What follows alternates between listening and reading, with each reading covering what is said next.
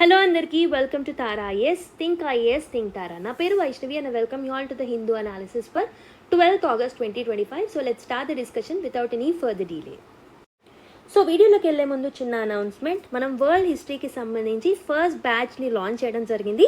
21st July 2025 నాడు we have started the batch. If you haven't taken it, please try to purchase it because this was very affordable. Just 399కి మాత్రమే అందజేస్తున్నాం.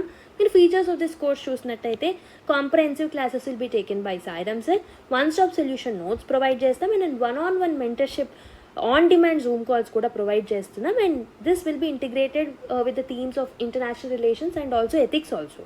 Topic wise UPSC previous year question analysis అనేది provide చేస్తాం along with model answer booklet. Validity of this course is for 365 days. If you want to purchase it for this particular price, use the code TIA33. And ఎక్కడ purchase చేయాలి అని అంటే, go to the Tara IAS website, link will be in the description. So దాన్ని press చేసి you can redirected to our website, there you can purchase it. Sign up కాకుంటే please sign up and then purchase it by using this code. లేదు డైరెక్ట్గా admission తీసుకోవాలి అనుకుంటే 63059552 అనే నెంబర్కి call చేసి కూడా మీరు అడ్మిషన్ తీసుకోవచ్చు. Along with that Indian economy course కూడా మనం లాంచ్ చేయడం జరిగింది, first batch for UPSC aspirants. And this is going to be taken by Venkat sir. One stop solution notes ఉంటాయి ఇక్కడ కూడా, 1-on-1 on demand mentorship Zoom calls కూడా Venkat sir తీసుకోబోతున్నారు. Topic wise UPSC previous year question analysis ఉంటాయి. Validities for 365 days. Fee will be revised to 2500 if you not purchasing it నా. So just ఇప్పుడైతే 999కి మాత్రమే దీని యొక్క ప్రైస్ అనమాట. And if you want to enrol 63059552 అనే నంబర్కి కాల్ అయినా చేయొచ్చు, కాల్ చేసి అడ్మిషన్ తీసుకోవచ్చు, లేదా తారా ఐఏఎస్ వెబ్సైట్లో అయినా మీరు పర్చేస్ చేయొచ్చు. With this note, let me start the discussion of the articles. So let us look at the first article. Nuclear threat is Pakistan's stock in trade, says center. So basically ఈ particular topic ఏంటంటే, మనకు GS paper 2 international relations under India Pakistan. So Indian neighbourhood రిలేషన్స్లో India Pakistan రిలేషన్స్తో మనం link చేసుకోవచ్చు ఈ టాపిక్ని, right? So ఈ పర్టికులర్ టాపిక్లో మనకి మెయిన్గా దేని గురించి డీల్ చేస్తున్నాము అని అంటే, సో పాకిస్తాన్ యొక్క ఫీల్డ్ మార్షల్ అయిన అసీం మునీర్ కొన్ని స్టేట్మెంట్స్ వేయడం జరిగిందనమాట ఇండియా యొక్క యాక్షన్స్ మీద. సో బేసికలీ అది these has become controversial and ఇతని స్టేట్మెంట్స్ యుఎస్ఏలో అనడం జరిగిందనమాట. So he has uttered this particular statements in USA, so that's why it became controversial. So అసలు ఏమన్నారు, why is it a threat to India, దీని యొక్క background ఏంటి అనేది చూద్దాం. సో బేసిక్గా మనకు తెలుసు, ఏప్రిల్ నెలలో ఎల్ఈటి ప్రాక్సీ గ్రూప్ అయిన ఈ పర్టికులర్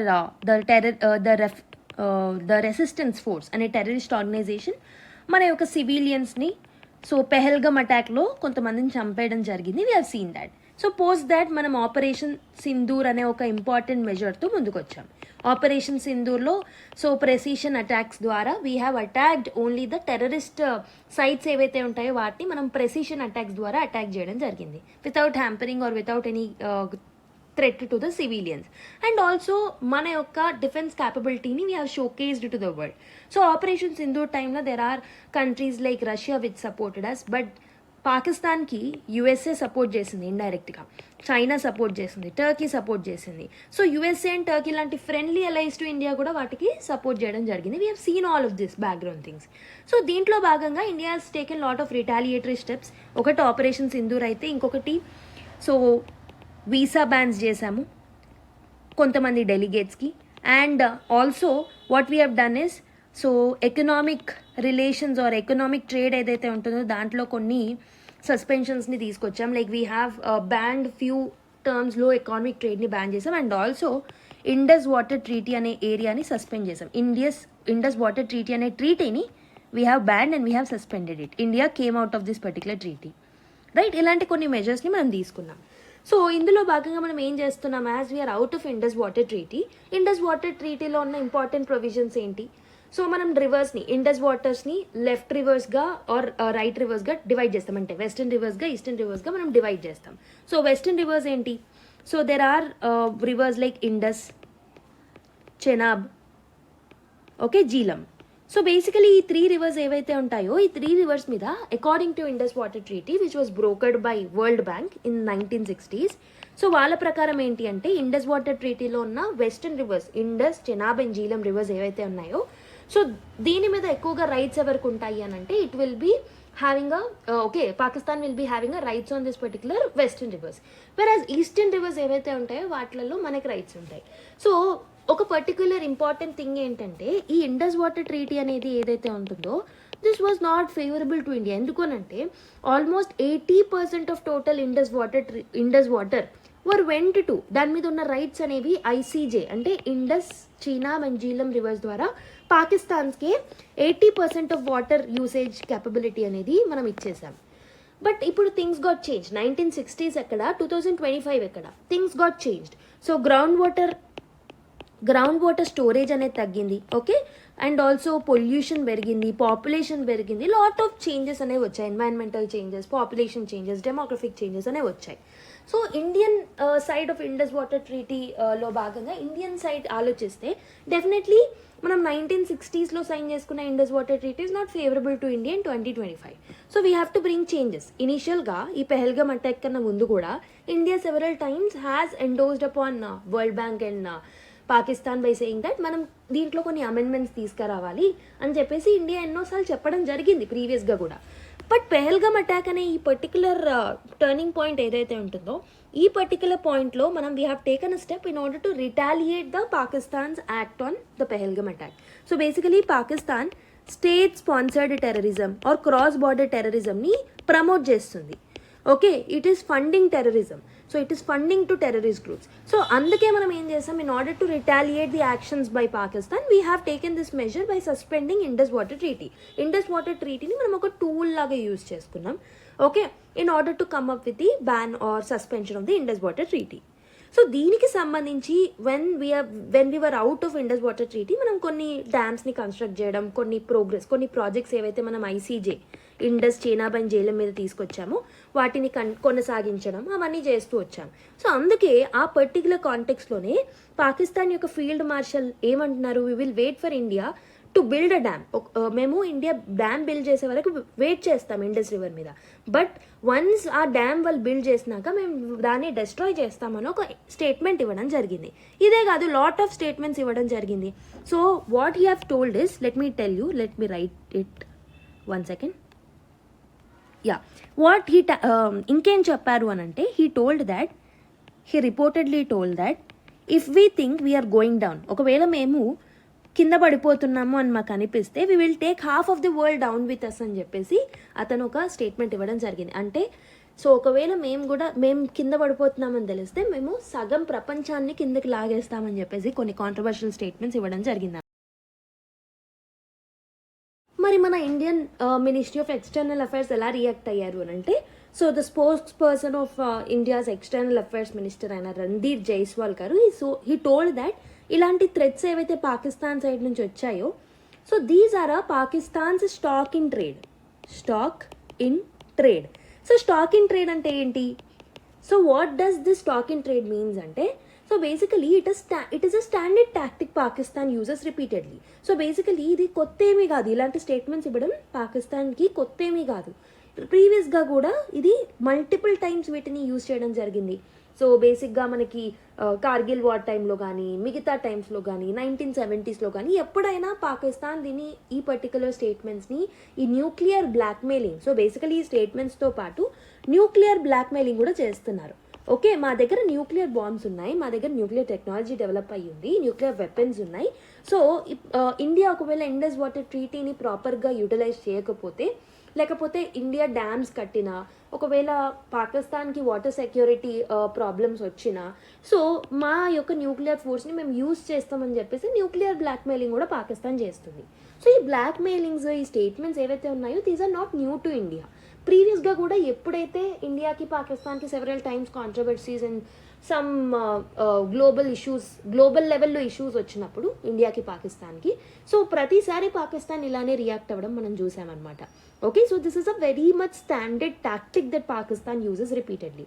సో దాన్నే మనం ఏమంటామంటే స్టాక్ ఇన్ ట్రేడ్ అని అంటాం అనమాట.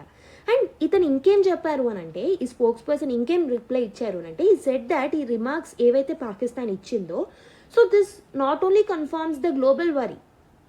ఓకే, సో గ్లోబల్ వరీ ఏదైతే ఉంటుందో, so all the countries will be worried, right? ఒక పర్టికులర్ కంట్రీ వచ్చి న్యూక్లియర్ వెపన్స్ని యూజ్ చేస్తా అంటే definitely this will showcase the global worry. ప్రతి ఒక్కరూ భయపడతారు. Okay, so it might be under the safest control. So basically especially ఈ స్టేట్మెంట్స్ని పాకిస్తాన్ ఇవ్వడానికి కారణాలు ఏంటంటే, సో అదేం చేస్తుంది అంటే ఇలాంటి టాక్టిక్స్ని యూజ్ చేసి it will try to gain support from the global countries అనమాట. So this is not new to India, this is very very old tactic that Pakistan uses అనమాట. అయితే ఈ పర్టికులర్ స్టేట్మెంట్స్ ఇవ్వడం వల్ల what are the 2 important deeper issues that are needed to be identified. First one is water dispute. So మనము Indus water treaty ఏదైతే ఉంటుందో దాన్ని మనం 1960s సైన్ చేసుకున్నాము విత్ పాకిస్తాన్.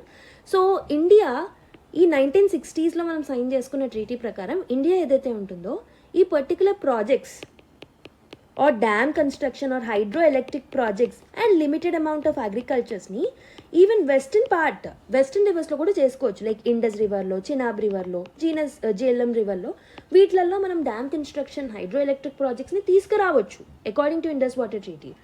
బట్ ఏంటంటే మనం ఇక్కడ ప్రాజెక్ట్స్ని డెవలప్ చేసినప్పుడు సో ద పర్టికులర్ ప్రాజెక్ట్ యొక్క డిజైన్స్ని పాకిస్తాన్కి బిఫోర్ హ్యాండ్ మనము ఇన్ఫార్మ్ చేయాల్సి ఉంటుందన్నమాట. బట్ ఇక్కడ ఏంటంటే సో బేసికలీ మనం ఏం ప్రాజెక్ట్ని తీసుకొచ్చినా Pakistan have some or the other kind of problem. Okay, మనకు రైట్స్ ఉన్నవి మనం యూస్ చేసుకుందాం అంటే Pakistan is always trying to hurdle India. Okay, so basically lawfare or litigious స్ట్రాటజీని పాకిస్తాన్ యూజ్ చేస్తుంది అనమాట. అంటే లాఫేర్ ఆర్ లిటిగస్ స్ట్రాటజీ అని అంటే ఏంటంటే సో బేసికలీ పాకిస్తాన్ ఎప్పుడు లిటిగేషన్స్ ద్వారా లేదా చట్టాలను యూజ్ చేసుకొని మనము జెన్యూన్గా without creating any threat to Pakistan మనం జెన్యూన్గా ఏదైనా డ్యామ్స్ తీసుకొచ్చినా ప్రాజెక్ట్స్ తీసుకొచ్చినా బై యూటిలైజింగ్ దిస్ లాఫుల్ మీన్స్ని పైకి యూటిలైజ్ చేసుకుంటూ ఈ ప్రాజెక్ట్స్ని డీలే చేయడానికి ప్రయత్నిస్తూ ఉంటుంది అనమాట పాకిస్తాన్. సో బేసిక్గా మనకి ఇండస్ వాటర్ ట్రీటీలోనే there is a dispute redressal mechanism that is there. Okay, so ఏం చేయాలి, ఒక 3 స్టెప్స్ మెకానిజం అనేది ఉంటుందన్నమాట ఇండస్ వాటర్ ట్రీటీలో. సో ఫస్ట్ స్టెప్ ఏంటంటే ఒక పర్టికులర్ ఇండిపెండెంట్ పర్మనెంట్ ఇండస్ కమిషన్ని మనము ఇండస్ వాటర్ ట్రీటీ కింద వరల్డ్ బ్యాంక్ అనేది ఫ్రేమ్ చేస్తుంది. It will have the representatives from both the sides. So లేదు అక్కడ ప్రాబ్లమ్ సాల్వ్ కాలేదు అని అంటే అప్పుడు ఒక న్యూట్రల్ ఎక్స్పర్ట్ని సజెస్ట్ చేస్తుంది అనమాట. న్యూట్రల్ ఎక్స్పర్ట్స్ని ఎవరు నియమిస్తారు అంటే again world bank neutral expert దగ్గరికి వెళ్ళొచ్చు 2 కంట్రీస్. ఇక్కడ కూడా మన ప్రాబ్లమ్ సెటిల్ కాలేదు అన్నప్పుడు so we can approach the permanent court of arbitration అనమాట. కోర్ట్ ఆఫ్ ఆర్బిట్రేషన్ని అప్రోచ్ అవ్వచ్చు. బట్ పాకిస్తాన్ ఏం చేస్తుంది అని అంటే it is missing this first 2 steps and it will try to go to the permanent court of arbitration always. So ఈ 2 స్టెప్స్ని follow అవ్వకుండా court of ఆర్బిట్రేషన్కి వెళ్తూ ఉంటుంది అనమాట. సో ఇండియా ఎప్పుడు దీన్ని క్వశ్చన్ చేస్తూ ఉంటుంది Pakistan, why are you skipping the first 2 mechanisms అని చెప్పేసి.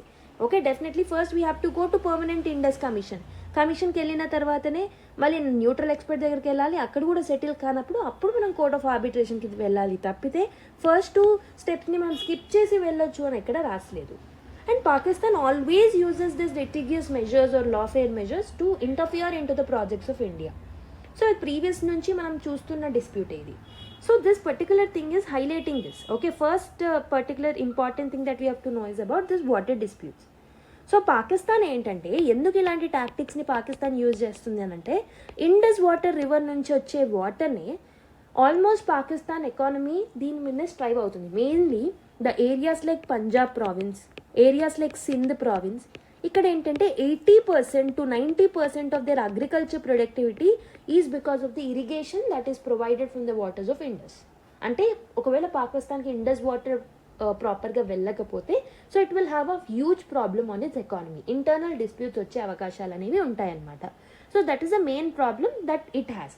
అందుకే ఆ పర్టికులర్ ఇన్సెక్యూరిటీ తోటి ఇలాంటి స్టేట్మెంట్స్ని వదలడం జరుగుతుందన్నమాట. And also second important thing that we have to think upon is this nuclear brinkmanship. So ఈ న్యూక్లియర్ బ్లాక్మెయిలింగ్ ఏదైతే ఉంటుందో న్యూక్లియర్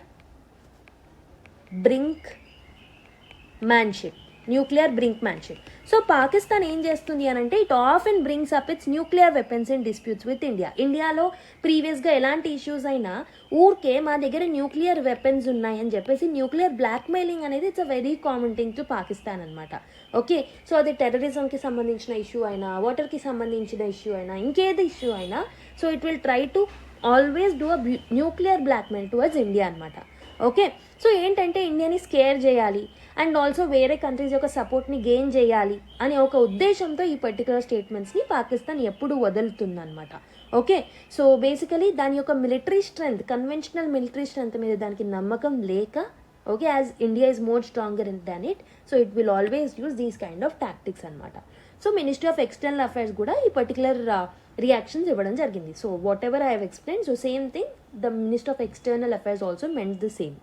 ఓకే, కాకపోతే ఇక్కడ మన ప్రాబ్లం ఏంటంటే India's problem or concern is not just about this particular threat. India యొక్క concern ఏంటంటే ఈ పర్టికులర్ స్టేట్మెంట్ మన యొక్క ఫ్రెండ్లీ అలై అయిన యూఎస్ యొక్క సాయిల్లో ఈ స్టేట్మెంట్స్ వదలడం జరిగింది. సో యూఎస్తో మన ఫ్రెండ్లీ రిలేషన్ ఏదైతే ఉంటుందో రీసెంట్ టైమ్స్లో we have seen the strain in the relationship. So for example రీసెంట్గా ట్రంప్ టారిఫ్స్ వేయడం జరిగింది, ఇంపోజ్ చేయడం జరిగింది. సో అలాంటి కొన్ని ఎకానమిక్ ఇష్యూస్ అనేవి మనం చూస్తూ ఉన్నాం. సో ఈ పర్టికులర్ ఇష్యూస్ ఉన్న సమయంలో యుఎస్ నేలలో ఇలాంటి స్టేట్మెంట్స్ వదలడం అనేది it is a concern to us definitely. Okay, so this will lead to more strain in relation with USA. That is another problem. So larger level lo చూసుకుంటే this is how the water resources కానీ మిగతావి ఏవైతే ఉన్నాయో nuclear weapons, so these are all interlinked అనమాట. Basically nuclear వెపన్స్కి, water రిసోర్సెస్కి, పెహల్గమ్ అటాక్కి, టెర్రరిజంకి ఆల్మోస్ట్ ఇంటర్లింక్ అనేది మనం ఎలా ఏర్పడుతుందో చూసేసాం. అయితే ఈ పర్టికులర్ స్టేట్మెంట్స్ వల్ల ఇండియా మీద ఎలాంటి ఇంపాక్ట్ ఉంటుంది? Let's go beyond the article and think. Okay, ఎలాంటి ఇంపాక్ట్ ఉంటుంది అని అంటే it can be a security impact. Okay, security impact. So అంటే ఏంటి బేసిక్గా, సో ఇది రెగ్యులర్ టాక్టిక్ అయినప్పటికీ we have to be cautious. So కాషియస్గా ఉండాలి అంటే మన బార్డర్ యొక్క ఇన్ఫ్రాస్ట్రక్చర్ని మనం డెవలప్ చేసుకోవాల్సి వస్తుంది. సో సెక్యూరిటీ థ్రెట్స్ ఉండే అవకాశాలు ఉంటాయి if there is a nuclear threat. So it will create a lot of mess to India definitely. So border tensions అనేవి పెరుగుతాయి. So to counter the blackmail stunts, we have to develop the defense equipment and infrastructure also. Next ఇంకొకటి diplomatic impact కూడా ఉంటుందన్నమాట. So Pakistan is using these kind of tactics to showcase itself as a good one. Okay, దీనివల్ల India యొక్క image అనేది దెబ్బతినే అవకాశాలు ఉంటాయి. So our aims like UNSC reforms, యుఎన్ఎస్సిలో పర్మనెంట్ సీట్ రావాలన్న ఒక ఐడియాలజీ, వీటన్నిటి మీద థ్రెట్ పడే అవకాశాలు ఉంటాయి అన్నమాట. ఓకే, అండ్ థర్డ్ వన్ అనేది ఏంటంటే వాటర్ డిస్ప్యూట్ ఏదైతే ఉంటుందో ఈ వాటర్ డిస్ప్యూట్స్ని పదే పదే పాకిస్తాన్ రేజ్ చేయడం వల్ల India need to take a అంటే కొంచెం అన్న కాషియస్గా ఉంటుంది if we are coming up with any future projects. Okay, కొంచెం భయమైనా ఉంటుంది. Okay, this is a negative impact. However India చాలా ధైర్యంగా రిప్లై ఇవ్వడం జరిగింది. But at least few intensity of cautiousness is required from our side. And border security, border డిస్ప్యూట్స్ని మనం ఎదుర్కోవడానికి కావాల్సిన కౌంటర్ ఇన్ఫ్రాస్ట్రక్చర్ని మనం డెవలప్ చేసుకున్నప్పుడు మన ఎకానమీ మీద కూడా మనకి ఎఫెక్ట్ పడుతుంది. ఎందుకు? మన బడ్జెట్ ఎలొకేషన్ సెక్యూరిటీ వైపు ఎక్కువగా పెట్టినప్పుడు డెఫినెట్లీ డెవలప్మెంట్ సెక్టార్స్లో మనము మన ఫండింగ్ అండ్ మన బడ్జెట్ని తగ్గించాల్సి వస్తుంది. That will impact the economy of India, right? So long term impact కూడా ఉంటుంది. సో ఎస్కలేషన్ రిస్క్ ఉంటుంది అండ్ లాట్ ఆఫ్ ఇష్యూస్ ఉంటాయి. Okay, so this is about this first article. I hope you have understood. So not very interesting, but yeah, a larger picture is something which is required from this article. Okay, now let's go to another one. Next one, Delhi stray dogs to be captured and never released, says Supreme Court. So Supreme Court aim direction ఇచ్చింది అని అంటే, so Delhi NCR రీజియన్లో ఉన్న stray dogs ఏవైతే ఉన్నాయో వాటిని పర్మనెంట్గా capture చేయాలి and strict safety మెజర్స్ని తీసుకురావాలి in order to prevent rabies and to protect the public health అని చెప్పేసి ఒక పర్టికులర్ జడ్జ్మెంట్ ఇవ్వడం జరిగింది. సో మనం రీసెంట్ టైమ్స్లో లాట్ ఆఫ్ టైమ్స్ చూస్తూనే ఉన్నాం ఈ స్ట్రే డాగ్స్ ఏవైతే ఉన్నాయో సో వాటికి ప్రాపర్ ఫుడ్ అండ్ వాటర్ అందకపోవడం వల్ల వాటి బిహేవియరల్ చేంజెస్ అనేవి చూస్తున్నాం. And stray dogs mainly children ఎవరైతే 2 to 6 years ఆఫ్ ఏజ్ మధ్యలో ఉన్నారో చిన్నపిల్లలు వాటి మీద అటాక్ చేసి చంపేయడం కూడా కేసెస్ చూసాం మనం ప్రీవియస్గా with respect to stray dogs. So and it is becoming a very important thing because it is spreading rabies also. Rabies అనే వ్యాధిని కూడా స్ప్రెడ్ చేస్తున్నాయి. కాబట్టి ఇలాంటి చర్య తీసుకోవాల్సి వచ్చింది మెయిన్లీ ఢిల్లీ రీజియన్లో. ఓకే, సో అందుకే ఇది న్యూస్లో ఉంది. ఢిల్లీ ఎన్సీఆర్కి సంబంధించిన రీజియన్కి సంబంధించి ఒక జడ్జిమెంట్ ఏదైతే ఉందో that's why it is in the news. Okay, దానికి సంబంధించి ఇది న్యూస్లో ఉంది. సుప్రీం కోర్ట్ ఏం చెప్పింది అని అంటే ఢిల్లీకి డైరెక్షన్స్ ఇచ్చింది. Not only Delhi but Noida, okay, Gurgaon, Ghaziabad ఈ ప్రాంతాలు ఏవైతే ఉంటాయో వీళ్ళందరూ ఏం చేయాలంటే they have to take urgent steps and they have to shift the stray dogs to shelters. వాటిని ప్రాపర్ షెల్టర్ హోమ్స్కి పంపించాలన్నమాట. ఎందుకు అని అంటే రేబీస్ అటాక్స్ పెరుగుతున్నాయి కాబట్టి. ఓకే, సో ఇక్కడ సుప్రీంకోర్ట్ బెంచ్ ఏదైతే జడ్జ్మెంట్ ఇచ్చిందో, they were emphasising upon the safety of the humans అనమాట.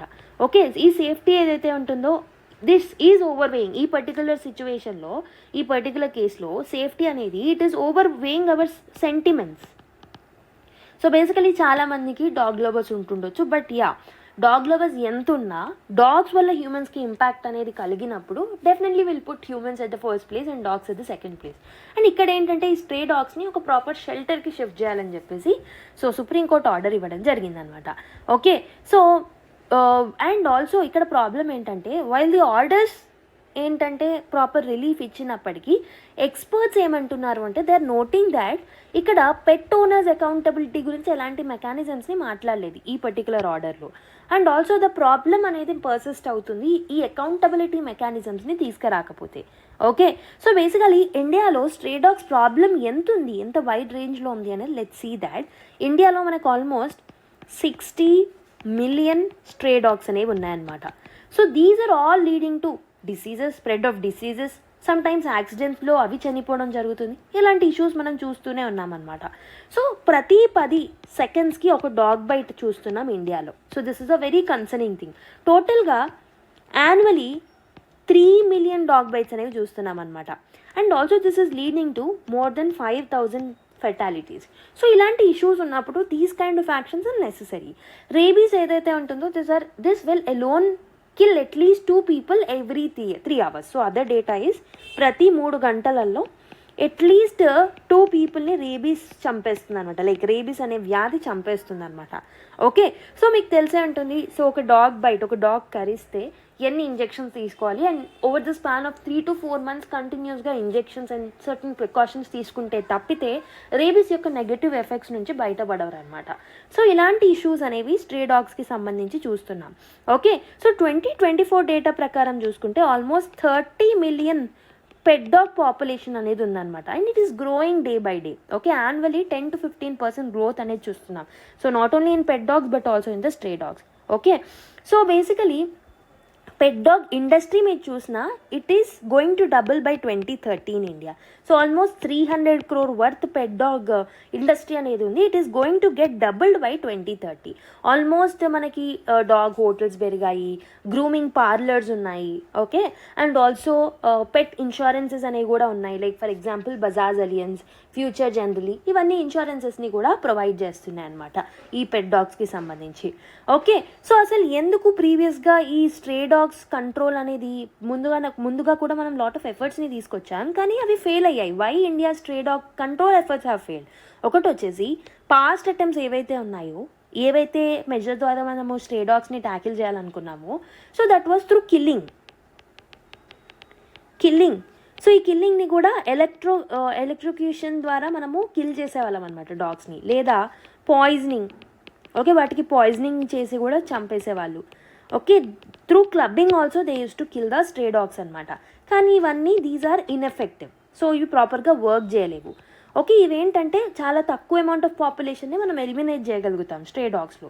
ఓకే, అండ్ 1992 నుంచి స్టెరిలైజేషన్ కూడా తీసుకొచ్చాము under animal birth control rules of 2001. ABC rules అంటాం. యానిమల్ బర్త్ కంట్రోల్ రూల్స్ ప్రకారం 2001లో what we have bought is animal birth control rules. అంటే sterilisation ద్వారా so dog పాపులేషన్ని తగ్గించడానికి మనం ట్రై చేసామన్నమాట.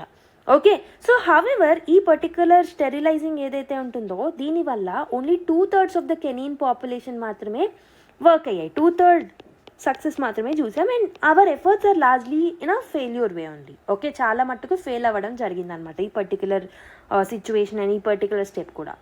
అండ్ ఆల్సో ఎందుకు ఫెయిల్ అయింది అని అంటే ఎన్జిఓ కెపాసిటీ చాలా తక్కువ ఉంది ఈ ఫీల్డ్లో. అండ్ ఆల్సో సిటీస్ ఏవైతే ఉన్నాయో they are not taking proper steps to meet the targets. And even achieve చేసినప్పటికీ చాలా తక్కువ అమౌంట్ ఆఫ్ సిటీస్ మాత్రమే అచీవ్ చేయగలిగాయి in reaching the targets of killing this particular thing. Okay, so దీనివల్ల ఇలాంటి previous steps ఏవైతే ఉన్నాయో ప్రాపర్ ఇంప్లిమెంటేషన్ గ్యాప్స్ వల్ల, ఓకే, ప్రాపర్గా ఇంప్లిమెంటేషన్ చేయకపోవడం వల్ల, ఇంప్లిమెంటేషన్ గ్యాప్స్ వల్ల ప్రీవియస్గా ఏంటంటే we have seen the repeated failures of the measures of tackling with the stray dogs. మరి ఈ పర్టికులర్ రూలింగ్ ఆర్ ఈ పర్టికులర్ జడ్జ్మెంట్ ఏదైతే సుప్రీంకోర్టు ఇచ్చిందో దాంట్లో ప్రాబ్లం ఏంటంటే pet owners are not made accountable. So వాళ్ళ యొక్క అకౌంటబిలిటీ మెకానిజం అనేది మిస్ అయిందనమాట. So how this irresponsible pet ownership fuels the India stray dog crisis మరి. ఓకే, సో ప్రాపర్గా మన దగ్గర ఈ స్ట్రే డాగ్స్ ఆర్ ఈ particular pet ownership pet ownership అకౌంటబిలిటీకి సంబంధించి ఒక నేషనల్ లా అనేది లేదనమాట. సో పెట్ రిజిస్ట్రేషన్ని మ్యాండేట్ చేయాలి ఒకవేళ చట్టాన్ని తీసుకొస్తే. స్టెరిలైజేషన్ గురించి, వ్యాక్సినేషన్ గురించి అన్నిటికీ సంబంధించిన ప్రొవిజన్స్ని మనం ఆ పర్టికులర్ చట్టంలో ఇంక్లూడ్ చేయాల్సి ఉంటుందన్నమాట. ఓకే, సో బేసిక్గా ఏమవుతుంది అంటే చాలామంది ఓనర్స్ డాగ్స్ని కొనుక్కొని later when it is not required వాటిని వదిలేస్తూ ఉన్నారు. Okay, many owners are abandoning unwanted dogs. Okay, so basically pet dogs ఏవైతే ఉంటాయో వాటిని స్ట్రే డాగ్స్ ద్వారా బ్రీడింగ్ని ఎంకరేజ్ కూడా చేస్తున్నారనమాట పెట్ ఓనర్స్. సో దీనివల్ల ఏంటి, pet owners are not accounting or being accountable for this particular action. Okay, ఈ అన్కంట్రోలబుల్ బ్రీడింగ్ ఏదైతే జరుగుతుందో దీనివల్ల స్ట్రే పాపులేషన్ అనేది, ఈ పర్టికులర్ పాపులేషన్ అనేది ఏదైతే ఉంటుందో ఇట్ ఈస్ ఇంక్రీజింగ్ అనమాట. ఓకే, క్రాస్ బ్రీడ్స్ పెరుగుతున్నాయి, దీనివల్ల ఇష్యూస్ అనేవి పెరుగుతున్నాయి. And experts are suggesting that pedigreed pets ఏవైతే ఉంటాయో ఈ ఏబీసీ అంటే ఏంటి, ఆల్రెడీ ఇంతకుముందు చెప్పాను, యానిమల్ బర్త్ కంట్రోల్ డ్రైవ్స్ ఏవైతే ఉన్నాయో ఈ పెడిగ్రీడ్ ఆర్ ఈ బ్రీడింగ్, ఇంటర్ బ్రీడింగ్ ఆర్ ఈ పర్టికులర్ క్రాస్ బ్రీడ్స్ ఏవైతే ఉన్నాయో సో వీటికి సంబంధించిన డ్రైవ్స్, ఏబీసీ డ్రైవ్స్ ఏవైతే ఉన్నాయో these were not properly tackled అనమాట in ABC rules according to few experts. Okay, incentives for registration and sterilisation and taxes వేయడం ఇలాంటి స్టెప్స్ మనం తీసుకురావాలన్నమాట. సో స్టెరిలైజేషన్స్కి ప్రాపర్ ఇన్సెంటివ్స్ ఇవ్వాలి అండ్ ఆల్సో ఎవరైతే who are breeding the pets, we have to take taxes, we have to collect taxes from them. ఇలాంటి steps మనం తీసుకోవడం ఇంపార్టెంట్ అనమాట. ఓకే, సో ఓనర్షిప్ లేకుండా if we're feeding the stray dogs it is definitely a problem. So చాలామంది స్ట్రీట్లో ఉన్న stray డాగ్స్కి food పెడుతూ ఉంటారు. So without taking ownership or control of that particular stray dogs, if you're feeding that particular stray dogs it will worsen the problem that is there as of now. Okay, so బేసిక్గా stray డాగ్స్ని feed చేయడం is very good ethical action only, but దీనివల్ల problem intensity అనేది పెరుగుతుందన్నమాట. ఎందుకు అంటే ఇక్కడ వాటికి feed చేస్తున్నాం కానీ వాటిని మనం అడాప్ట్ చేసుకోవట్లేదు. సో దీనివల్ల ఏంటంటే ఎవరైతే ఫీడ్ చేయట్లేదో, ఎవరైతే దానికి తినిపించట్లేదో వాళ్ళని అటాక్ చేస్తుంది అనమాట ఈ స్ట్రే డాగ్ అనేది. Okay, and lot of times ఈ ఎథికల్ ఓనర్షిప్ లేకపోవడం వల్ల ఎవరైతే పెట్ ఓనర్స్ ఉన్నారో వాళ్ళు ఎథికల్గా రెస్పాన్సిబిలిటీ తీసుకోకుండా ఈ పెట్స్ని అబాండన్ చేసేస్తున్నారో దట్ ఈస్ ఆల్సో రిస్కింగ్. దీనివల్ల ఏమవుతుంది, క్రాస్ బ్రీడ్స్ డెవలప్ అవుతున్నాయి. ఓకే, అండ్ ఆల్సో ఏవైతే పెట్ డాగ్స్ ఉన్నాయో ఇవి కూడా అగ్రెసివ్ బిహేవియర్ని అడాప్ట్ చేసుకుంటున్నాయి అనమాట. So this is also creating problem. Okay, so ఈ ఇర్రెస్పాన్సిబుల్ పెట్ ఓనర్షిప్కి ఈ పర్టికులర్ స్ట్రే డాగ్స్ యొక్క బిహేవియర్కి డెఫినెట్లీ లాట్ ఆఫ్ లింకేజ్ అనేది ఉందన్నమాట. ఓకే, సో సుప్రీంకోర్టు అందుకే ఏం వార్న్ చేసింది అని అంటే that anyone obstructing a stray dog, okay, so they'll face definitely a legal action. ఎవరైతే అబాండన్ చేస్తున్నారో ఈ పెట్ డాగ్స్ని డెఫినెట్లీ వాళ్ళ మీద లీగల్ యాక్షన్ తీసుకోవాలి అని చెప్పేసి ప్రీవియస్ జడ్జ్మెంట్స్లో కూడా కొన్నిసార్లు సుప్రీంకోర్టు చెప్పడం జరిగిందనమాట. సో ఈ పర్టికులర్ జడ్జ్మెంట్ ఏదైతే రీసెంట్గా సుప్రీంకోర్టు ఇచ్చిందో దాంట్లో ఏంటంటే first important thing is Supreme Court has spoken about mandatory capture of the stray dogs in NCR region. So వాటిని డెఫినెట్గా క్యాప్చర్ చేయాలి అని చెప్పేసి చెప్పిందనమాట. అండ్ ఇంకొకటి ఏంటంటే అథారిటీస్ ఎవరైతే ఉంటారో who are implementing this particular step, so they have to set up shelters also. ఈ స్ట్రే డాగ్స్ని తీసుకొని they have to keep it in the shelters or pounds. Okay, so almost at least 5,000 డాగ్స్ని వితిన్ 6 to 8 weeksలో వాటిని మనం capture చేసి we have to put it in the shelters అని చెప్పి సుప్రీంకోర్టు చెప్పిందనమాట. And sterilisation and immunisation programmes ఇవ్వండి. So ఏవైతే క్యాప్చర్ చేసామో డాగ్స్ని వాటికి ప్రాపర్ స్టెరిలైజేషన్ ప్రోగ్రామ్స్ని తీసుకురండి, డ్రైవ్స్ని తీసుకురండి అండ్ వాటిని వ్యాక్సినేట్ చేయండి అని కూడా చెప్పిందనమాట.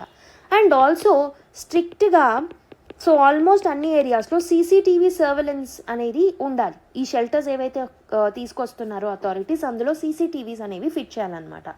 ఓకే, సో బేసికలీ ఏదైతే పర్టికులర్ యాక్షన్ తీసుకోవట్లేదు అథారిటీస్ అక్కడ డెఫినెట్లీ వీళ్ళకి పనిష్మెంట్ ఉంటుంది based on the CCTV footage. Okay, public సేఫ్టీని దృష్టిలో పెట్టుకొని ఇలాంటి పర్టికులర్ స్టెప్స్ని తీసుకోవడం జరిగింది.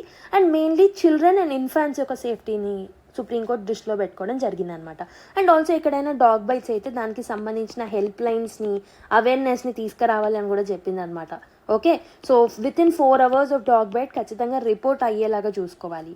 అండ్ విక్టిమ్ సపోర్ట్ అథారిటీస్ ఏం చేయాలి అని అంటే proper medical assistance, proper data maintain చేసేలాగా, యాంటీ ర్యాబీస్ వ్యాక్సిన్స్ని కి సంబంధించి ప్రాపర్ యాక్సెసిబిలిటీ పెంచేలాగా authorities have to take the steps అని చెప్పేసి కూడా సుప్రీంకోర్టు ఆర్డర్ ఇవ్వడం జరిగిందనమాట. I hope you have understood this article. So let's understand the next article, reviving civic engagement in health governance అని చెప్పేసి ఒక ఆర్టికల్ రాయడం జరిగిందనమాట. సో బేసికలీ హెల్త్ సెక్టర్ ఏదైతే ఉంటుందో రీసెంట్ టైమ్స్లో హెల్త్ సెక్టార్లో డీసెంట్రలైజేషన్ని చూస్తూనే వస్తున్నాం. సో రీసెంట్ ఇయర్స్లో చాలా రీచ్ అనేది కూడా పెరిగింది హెల్త్కి సంబంధించి. ఓకే, సో స్టేట్ లెవెల్లో for example states like Tamil Nadu, okay, states like మహారాష్ట్రలో state level door step health care స్కీమ్స్ని కూడా తీసుకొచ్చారు. సో మెయిన్లీ ఈ స్కీమ్స్ ఏంటంటే నాన్ కమ్యూనికబుల్ డిసీజెస్ మీద ఎక్కువగా ఫోకస్ చేస్తున్నాయి and also last mile deliveries మీద కూడా ఎక్కువగా ఫోకస్ చేస్తున్నాయి. ఈ ప్రోగ్రామ్స్ అనేవి ఇంత ప్రొయాక్టివ్గా ఉన్నప్పటికీ ఒక healthy governance or health governance or healthy democracy అనేది ఎప్పుడు ప్రాపర్గా ఉన్నట్టు when there is a meaningful engagement from the public. అంటే సివిక్ ఎంగేజ్మెంట్ అనేది ప్రాపర్గా ఉంటేనే ఈ హెల్త్ గవర్నెన్స్ అనేది ప్రాపర్గా ఇంప్లిమెంట్ అవుతుంది. Okay, it will lead to a good governance. Okay, so almost మనం చాలా స్కీమ్స్ తీసుకొచ్చాం. విలేజ్ హెల్త్ శానిటైజేషన్ అని, న్యూట్రిషన్ కమిటీస్ అని, మహిళా ఆరోగ్య సమితిస్ అని, వీటి త్రూ మనం ఏంటంటే సిటిజన్ పార్టిసిపేషన్ని మనము పెంచాలనుకున్నాం. But however civic engagement or citizen participation ఏదైతే ఉంటుందో దిస్ హ్యాస్ రిమైన్డ్ స్పోరాడిక్, తక్కువగానే ఉందన్నమాట. Okay, and lot of time citizen participation అనేది it has become a symbolic act only. Okay, హిస్టారికల్గా చూసుకుంటే డెఫినెట్లీ ఈ పర్టికులర్ హెల్త్ గవర్నెన్స్ ఏదైతే ఉంటుందో this is a government led function, government తీసుకోవాల్సిన ఫంక్షన్. బట్ డేస్ పాస్ అవుతున్న కొద్దీ ఈ పర్టికులర్ హెల్త్ గవర్నెన్స్ యొక్క స్కోప్ అనేది పెరిగింది. అందుకే wide range of stakeholders దీంట్లో పార్టిసిపేట్ చేస్తున్నారు. Be it civil society organisation, be it NGOs, be it medical bodies, professional medical bodies and also hospital association, trade unions, వీళ్ళందరూ కూడా గవర్నమెంట్తో పాటు వీళ్ళందరూ కూడా they are participating and they have equal rules in the health governance. ఈ multi sector participation అనేది it's a very important thing alongside having a civic engagement. వీటితో పాటు మనకి proper public participation, community participation కూడా important అనమాట. అసలు ఎందుకు మనకి హెల్త్ గవర్నెన్స్లో civic engagement or public participation అనేది ఎందుకు important? Why does health governance require the public participation? First thing ఏంటంటే it will help in democratic empowerment. అంటే ఏంటి, సిటిజన్ రైట్స్ ఏవైతే ఉంటాయో, సిటిజన్ యొక్క డిగ్నిటీ ఏదైతే ఉంటుందో దాన్ని మనం ప్రొటెక్ట్ చేస్తాము, దాన్ని ప్రమోట్ చేసిన వాళ్ళం అవుతాం అనమాట. if we are including public in the health governance, and this will help and it will help in fostering self-respect. Okay, బేసిక్గా మియర్ బెనిఫిషరీస్గా కాకుండా లోకల్ కమ్యూనిటీస్ ఎవరైతే ఉంటారో if they are participating in the policy making, definitely వాళ్ళ యొక్క knowledge, వాళ్ళ యొక్క traditional ఎక్స్పీరియన్సెస్ని కూడా పాలసీ మేకింగ్లో ఇన్కార్పొరేట్ చేసుకోవచ్చు. That will help them increase their self respect and also accountability పెరుగుతుంది, ఇంక్లూజివ్ పార్టిసిపేషన్ ఉంటుంది, అకౌంటబిలిటీ పెరుగుతుంది, కరప్షన్ అనేది ఉండదు, ఓపేక్గా ఉంటుంది పీపుల్ పార్టిసిపేషన్ ఉంటే. అండ్ ఆల్సో హెల్త్ అవుట్కమ్స్ అనేవి కూడా ఇంప్రూవ్ అవుతాయి. స్వతహాగా కమ్యూనిటీస్ అండ్ పీపులే పార్టిసిపేట్ చేస్తే డెఫినెట్లీ అవుట్కమ్స్ పెరుగుతాయి. Okay, and it will help in bringing up trust on the government with respect to health governance. ఈ కొలాబరేషన్ అనేది మ్యూచువల్ అండర్స్టాండింగ్ని డెవలప్ చేస్తుంది అనమాట. ఎవరైతే సర్వీసెస్ని ప్రొవైడ్ చేస్తున్నారో అండ్ ఎవరైతే కమ్యూనిటీస్ వాటిని రిసీవ్ చేసుకుంటున్నారో వాళ్ళ మధ్యలో ట్రస్ట్ అనేది డెవలప్ అవుతుంది. సో ఇందుకు మనకి సివిక్ ఎంగేజ్మెంట్ అనేది ఇంపార్టెంట్ అనమాట. సో ఇన్స్టిట్యూషనల్ ఫ్రేమ్వర్క్స్ ఉన్నాయా మరి? Did we bring anything to uplift or persuade people to participate in the health governance? Yes, ప్రీవియస్గా మనం తీసుకొచ్చాం VHS-NCs, రోగి కళ్యాణ్ సమితిస్. ఓకే, వీటన్నిటిని మనం తీసుకొచ్చాం అండర్ నేషనల్ రూరల్ హెల్త్ మిషన్లో భాగంగా. ఓకే, సో ఇంకొకటి ఏంటంటే అర్బన్ ప్లాట్ఫామ్స్ మీరు చూసుకున్నట్టయితే ఇవేమో రూరల్ ప్లాట్ఫామ్స్. అర్బన్ ప్లాట్ఫామ్స్లో భాగంగా మహిళా ఆరోగ్య సమితిస్ని తీసుకొచ్చాం, వార్డ్ కమిటీస్ని తీసుకొచ్చాం, NGO లెడ్ ఫోరమ్స్ని కూడా మనం తీసుకొచ్చామన్నమాట. ఓకే, ఇవన్నీ తీసుకొచ్చినప్పటికీ inclusion of women, inclusion of people, inclusion of citizens is very very less అనమాట. అయితే there are several committees also which has involved in the local health service. For example, ఇంతకుముందు నేను చెప్పినట్టు VHSNCs అంటే village health sanitation and nutrition committees అంటాం. Village health sanitation and nutrition committees. So ఈ particular committees ఏవైతే ఉన్నాయో ఇవేం చేస్తాయంటే they will involve the local communities and local people in the planning process. Okay, local health సర్వీసెస్ని monitoring చేయడంలో ఈ particular committees అనేవి హెల్ప్ అవుతాయి. అండ్ ఇవే కాకుండా RKS అంటే రోగి కళ్యాణ్ సమితీస్ అండ్ మహిళా ఆరోగ్య సమితీస్, ఇవి కూడా ఏంటంటే రూరల్ ఏరియాస్లో, అర్బన్ ఏరియాస్లో సో అవేర్నెస్ జనరేషన్లో హెల్ప్ అవుతాయి. Women led urban community development గ్రూప్స్ని ఫామ్ చేస్తాము. అండ్ వార్డ్ కమిటీస్ ఉంటాయని చెప్పాను.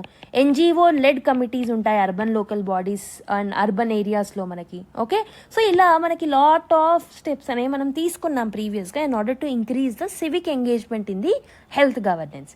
బట్ స్టిల్ ఇన్ని స్టెప్స్ మనం తీసుకున్నప్పటికీ still the problem is existing. Problem అనేది స్టిల్ ఎగ్జిస్టెన్స్లోనే ఉంది. ఎందుకు, ఏం ఛాలెంజెస్ ఉన్నాయి? ఫస్ట్ థింగ్ ఏంటంటే స్ట్రక్చరల్ ఇష్యూస్ అనేవి ఉన్నాయి. సో కొన్ని ఏరియాస్లో మాత్రమే ఈ కమిటీస్ని మనం ఫామ్ చేసాం, బట్ కొన్ని ఏరియాస్లో అసలు ఈ కమిటీస్ అనేవి లేవు. ఓకే, సో అండ్ ఆల్సో ఒకవేళ కమిటీస్ అనేవి సెటప్ చేసినా వాటి యొక్క మీటింగ్స్ అనేవి ప్రాపర్గా జరిగి ఉండేవి కాదు. కోఆర్డినేషన్ అనేది ప్రాపర్గా లేదు డిఫరెంట్ కమిటీస్కి సంబంధించి. అండ్ దాంట్లో కూడా లాట్ ఆఫ్ సోషల్ హైయరార్కీస్ అనేవి డెవలప్ అయ్యాయి అనమాట. దానివల్ల ఆ కమిటీ యొక్క ఇంటెన్షన్ అనేది ఫెయిల్ అయిపోయింది. అండ్ సెకండ్ థింగ్ ఏంటంటే మైండ్ సెట్ బ్యారియర్స్ ఉన్నాయి. మైండ్ సెట్ బ్యారియర్స్ అంటే ఏంటి? ఈ పాలసీ మేకర్స్ ఎవరైతే ఉన్నారో, ఎవరైతే పాలసీస్ని ఫ్రేమ్ చేస్తున్నారో వాళ్ళు ఏమనుకుంటున్నారంటే ఈ కమ్యూనిటీస్ ఎవరైతే ఉన్నారో దీస్ ఆర్ మియర్ బెనిఫిషియరీస్ మాత్రమే. సో వాళ్ళకి రైట్స్ లేవు, they are not right holders, they are just beneficiaries అనే ఉద్దేశంతో మాత్రమే పాలసీస్ని ఫ్రేమ్ చేస్తున్నారు. That is creating a barrier. Okay, and also target based evaluation such as for example numbers మీద ఎక్కువగా ఫోకస్ చేస్తున్నాం rather than quality. Okay, so basically మనం ఎన్ని పాలసీస్ తీసుకొస్తున్నాం అనే దాని మీద కాన్సన్ట్రేట్ చేస్తున్నాం rather than its implementation. So ఇలా నంబర్స్ మీద ఎక్కువగా ఫోకస్ చేస్తున్నాం అనమాట. అండ్ ఆల్సో ఈ పర్టిక్యులర్ సివిక్ ఎంగేజ్మెంట్ అనేది జరగకపోవడానికి కారణం ఏంటంటే మెడికల్ ప్రొఫెషనల్స్ యొక్క డామినెన్స్ అనమాట. సో ఇలాంటి కమిటీస్లో మెడికల్ ప్రొఫెషనల్స్ ఎవరైతే ఉంటారో they are dominating that particular committees. Okay, and ఇందులో ఈ పర్టికులర్ గవర్నెన్స్ అండ్ మీటింగ్స్లో ఆర్ ఈ పర్టికులర్ కమిటీస్లో ప్రమోషన్స్ ఏవైతే ఉన్నాయో these are based on seniority only and they are not based on expertise. ఎంత ఎక్స్పీరియన్స్ ఉంది, ఎంత ఎక్స్పర్టీజో దాన్ని బేస్ చేసుకొని ప్రమోషన్ లేవు, but it's based on the seniority in that particular sector. So ఇలా మైండ్ సెట్ బ్యారియర్స్ కూడా ఉన్నాయి. So mindset barriers, structural ఇష్యూస్తో పాటు there are some other issues. For example accountability mechanisms అనేవి లేవు. ఓకే, రెగ్యులేటరీ ఇష్యూస్ అనేవి ఉన్నాయి. And also decision మేకింగ్లో సివిక్ ఎంగేజ్మెంట్ అనేది ల్యాక్ అవ్వడానికి one of the important reason అనేది ఏంటంటే వాళ్ళకి ప్రాపర్ డెసిజన్ మేకింగ్లో proper treatment and level playing field అనేది లేదనమాట. సో ఇలాంటి లాట్ ఆఫ్ ఛాలెంజెస్ ఉన్నాయి. దీనివల్లే people are not participating in the health governance. So వాళ్ళు పార్టిసిపేట్ చేయకపోవడం వల్ల ఎలాంటి కాన్సిక్వెన్సెస్ ఉంటాయి? సో ఫస్ట్ థింగ్ ఏంటంటే సో వాళ్ళు ప్రొటెస్ట్లను కండక్ట్ చేసే అవకాశాలు ఉంటాయి. వాళ్ళకి తగ్గ ప్రాపర్ గవర్నెన్స్ మెషర్ లేకపోతే లీగల్ యాక్షన్స్ తీసుకుంటారు. మీడియా క్యాంపెయిన్స్ ద్వారా వాళ్ళ యొక్క రైట్స్ని హైలైట్ చేసే అవకాశాలు ఉంటాయి. Okay, and also health inequalities పెరిగే అవకాశాలు ఉంటాయి. స్ట్రక్చరల్ బ్యారియర్స్ పెరుగుతాయి. పాలసీ ఏలియనేషన్ అనేది జరుగుతుంది. సో పాలసీస్లో so these people are treated as mere beneficiaries rather than right holders. Okay, so ఇలా కొన్ని ఇష్యూస్ని మనం చూసే అవకాశం ఉంటుంది అనమాట ఒకవేళ ప్రాపర్ సివిక్ ఎంగేజ్మెంట్ అనేది లేకపోతే. కాబట్టి మనం ఏం చేస్తే బాగుంటుంది? ఫస్ట్ థింగ్ ఏంటంటే ఈ కమిటీస్లో రిఫార్మ్స్ తీసుకురావాలి. We have to empower the committees అనమాట. ఓకే, సో ఇన్ఫర్మేషన్ అనేది ప్రాపర్గా డిస్సెమినేట్ అయ్యేలాగా చూసుకోవాలి. ఓకే, అండ్ ఆల్సో సివిక్ అవేర్నెస్ని పెంచగలగాలి. సివిక్ అవేర్నెస్ ప్రోగ్రామ్స్ని తీసుకురావాలి వాళ్ళు స్కూల్స్ లెవెల్లో, కాలేజెస్ లెవెల్లో. And also targeted outreach is something which is very very important. Mainly మనం మార్జినలైజ్డ్ గ్రూప్స్ని టార్గెట్ చేసి వాళ్ళకి అవేర్నెస్ జనరేషన్, వాళ్ళని టార్గెట్ చేయడం ఇంపార్టెంట్ అనమాట. Capacity building is also something which is required. Training provide చేయాలి, రిసోర్సెస్ని ప్రొవైడ్ చేయాలి. And also there are some other governance actors also, right? So బేసిక్గా అవేర్నెస్ జనరేట్ చేయాలి ఆ పర్టికులర్ స్టేక్ హోల్డర్స్లో కూడా. Okay, and also collaboration is very much required between different stake holders. So ఈ ప్లాట్ఫామ్స్ అనేవి ఫంక్షనల్గా, ఇంక్లూజివ్గా, అవుట్కమ్ ఓరియంటెడ్గా మారేలాగా స్టెప్స్ తీసుకోవాలన్నమాట.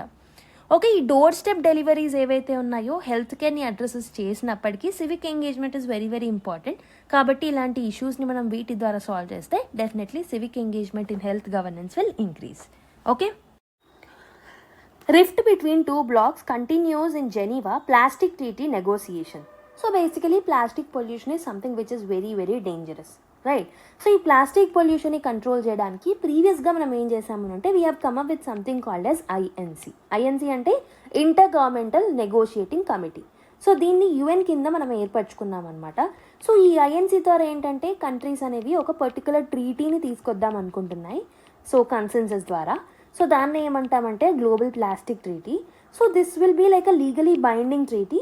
సో ఇదేంటంటే ప్రతి కంట్రీ ఏదైతే ఈ పర్టికులర్ ట్రీటీని సైన్ చేస్తాయో they have to abide by the conditions and వాళ్ళు ప్లాస్టిక్ పొల్యూషన్ని కంట్రోల్ చేయగలగాలి, both in the land and also in the ocean. కానీ ఇక్కడ డిఫికల్టీ ఏంటంటే ఈ ట్రీటీ అనేది ప్రాపర్గా వర్కౌట్ అవ్వట్లేదు. అంటే ఈ ట్రీటీని ఫామ్ చేయడంలోనే లాట్ ఆఫ్ ఇష్యూస్ అనేవి మనం ఫేస్ చేస్తున్నాం అనమాట. ఎందుకు అనంటే డిఫరెంట్ సెట్ ఆఫ్ గ్రూప్స్ ఉన్నాయి. సో డెవలప్డ్ నేషన్స్ ఉన్నాయి, డెవలపింగ్ నేషన్స్ ఉన్నాయి, పెట్రోకెమికల్ ఇండస్ట్రీస్ ఉన్నాయి. ఓకే, ఈ ఇండస్ట్రీస్ ఒక పర్టికులర్ స్టాండ్తో వస్తే ఒక డెవలపింగ్ కంట్రీస్ ఇంకొకటి అంటున్నాయి, డెవలప్డ్ కంట్రీస్ ఇంకోటి అంటున్నాయి. సో బేసికలీ వాళ్ళు ఒక కామన్ డెసిజన్కి డిరైవ్ అవ్వలేకపోతున్నారు. సో ప్రీవియస్గా కూడా లాట్ ఆఫ్ మీటింగ్స్ జరిగాయి. ప్రస్తుతం అయితే జెనీవాలో మనకి ఈ నెగోసియేషన్స్ అనేవి జరుగుతున్నాయి అనమాట to come up with this global plastic treaty. Okay, I hope you understood. అయితే ఇందులో మెయిన్ ప్రాబ్లం ఏంటంటే 2 క్లియర్ అలయన్సెస్ అనేవి చూస్తాం. మేజర్గా లాట్ ఆఫ్ అలయన్సెస్ ఉన్నాయి, బట్ మనం బేసిక్గా బ్రాడ్గా డివైడ్ చేసుకోవాలి అని అంటే 2 ఇంపార్టెంట్ ఒపీనియన్స్ అనేవి ఫామ్ అవుతున్నాయి బ్రాడర్గా. ఒక ఒపీనియన్ వచ్చేసి హై అంబిషన్ కోయలిషన్ గ్రూప్కి సంబంధించిన ఒపీనియన్. సో ఈ particular high ambition coalition groups ఏమంటున్నాయి అంటే this is led by Norway లాంటి కంట్రీస్, రువాండా లాంటి కంట్రీస్. వీళ్ళు ఏమంటున్నారంటే these are a group of 80 members or 80 countries. So mostly European Union nations అనమాట, and several other developed nations కూడా ఈ particular high ambition కోయలిషన్లో ఉన్నాయి. వాటి యొక్క మెయిన్ ఐడియా ఏంటంటే ప్లాస్టిక్ పొల్యూషన్ అనేది జస్ట్ ప్రొడక్షన్ని కట్ చేయడం వల్ల సార్ట్ అవుట్ అవ్వదు. ఓకే, సో ప్రొడక్షన్ని కట్ డౌన్ చేయడం వల్లనే సార్ట్ అవుట్ అవుతుంది. I'll repeat it again. So వీళ్ళ యొక్క ఇంటెన్షన్ అండ్ వీళ్ళ యొక్క ఒపీనియన్ ఏంటంటే ప్లాస్టిక్ పొల్యూషన్ని తగ్గించాలంటే దీని వాడకాన్ని కంట్రోల్ చేస్తే సరిపోదు, దీని యొక్క ప్రొడక్షన్ని కూడా మనం తగ్గించాలి అని చెప్పేసి వాళ్ళ యొక్క స్టాండ్ అనమాట. సో ఈవెన్ మీరు స్మాల్ అమౌంట్ ఆఫ్ ప్లాస్టిక్ చేసినా ఆ స్మాల్ అమౌంట్ ఆఫ్ ప్లాస్టిక్ అనేది it will get piled up later అని చెప్పేసి వాళ్ళ యొక్క స్టాండ్స్ అనమాట. And there is other set of people which are called as like minded countries. దీంట్లో Iran, Saudi Arabia, Kuwait, Bahrain, China, Cuba లాంటి countries అనేవి ఉన్నాయి. So this is slightly a smaller group of countries. వీళ్ళు ఏమంటున్నారు అని అంటే as ఈ countries అనేవి మేజర్ పెట్రోకెమికల్ ప్రొడ్యూసర్స్ అంటే ప్లాస్టిక్స్ ప్రొడక్షన్లో వీళ్ళు టాప్లో ఉన్నారు కాబట్టి, ఎందుకంటే వాళ్ళు ఎక్కువగా మనీని దాంట్లో నుంచి గెయిన్ చేసుకుంటున్నారు కాబట్టి, సో వాళ్ళు ఏమంటున్నారు అని అంటే ప్రాబ్లం అనేది ప్రొడక్షన్ నుంచి రావట్లేదు, ప్రాబ్లం అనేది వేస్ట్ని మనం మేనేజ్ చేసుకోలేకపోతున్నాం, అక్కడే ప్రాబ్లమ్స్ వస్తున్నాయని చెప్పేసి వీళ్ళ యొక్క ఆర్గ్యుమెంట్ అనమాట.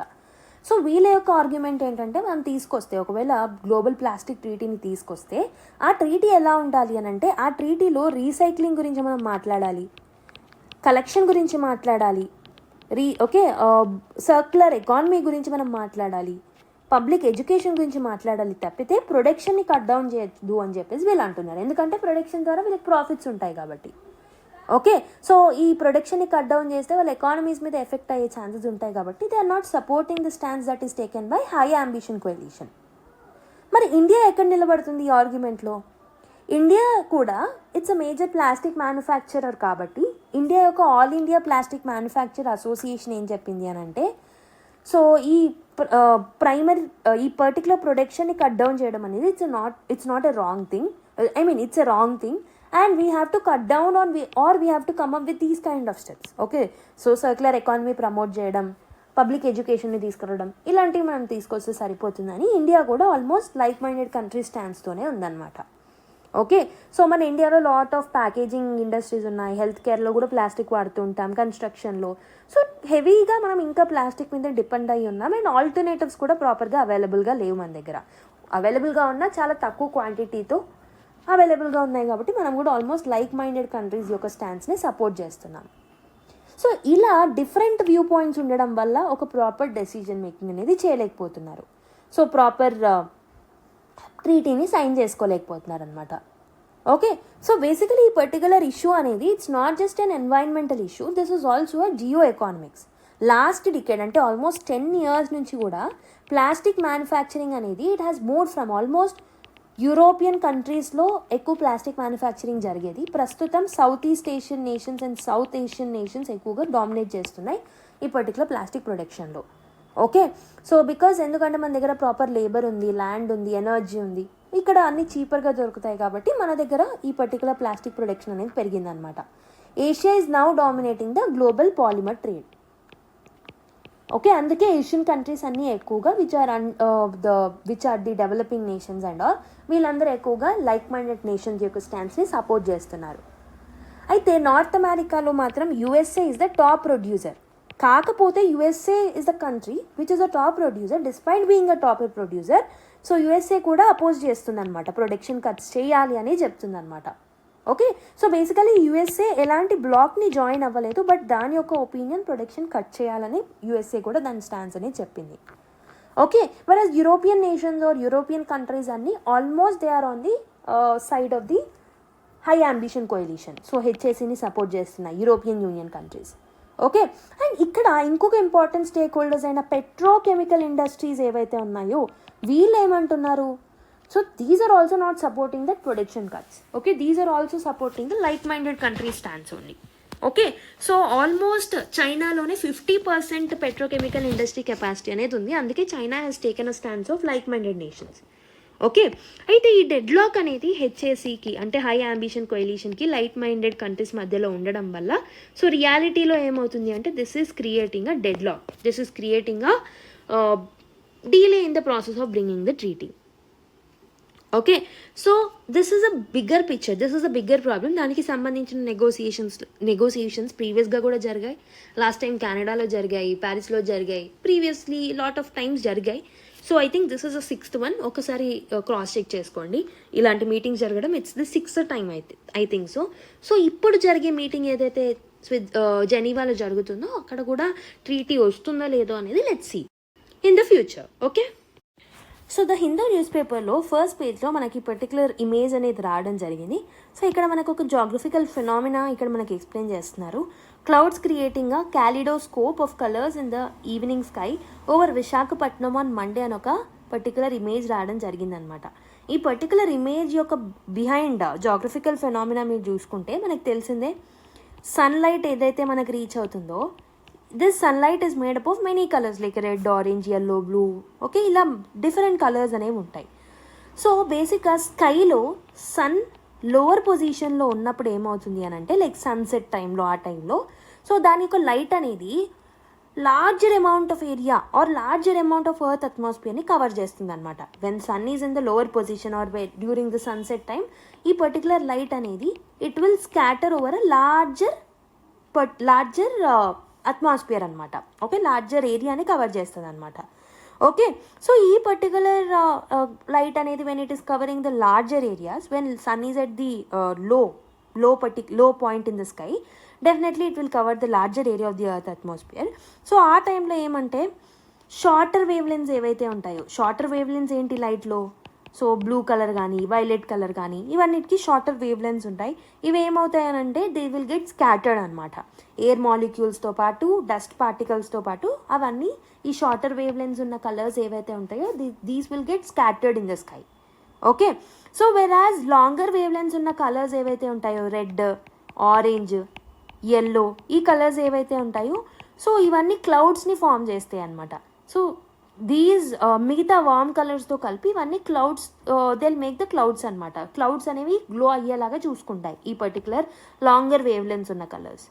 ఓకే, సో ఈ పర్టికులర్ షేప్ ఏదైతే ఉంటుందో, ఈ క్లౌడ్స్ షేప్ ఏదైతే ఉంటుందో ఈ క్లౌడ్ షేప్కి ఈ కలర్ వచ్చేసి it will look like a canvas.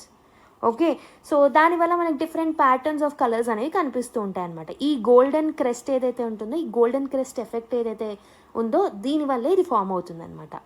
So basically this is the phenomena that occurs. I will repeat all the things again.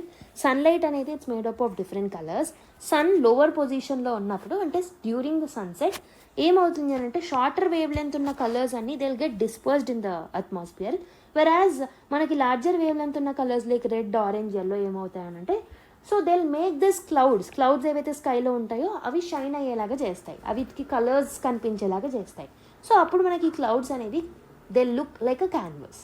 Okay, so this is the phenomena behind this particular image that came in to the game in the Hindu news paper.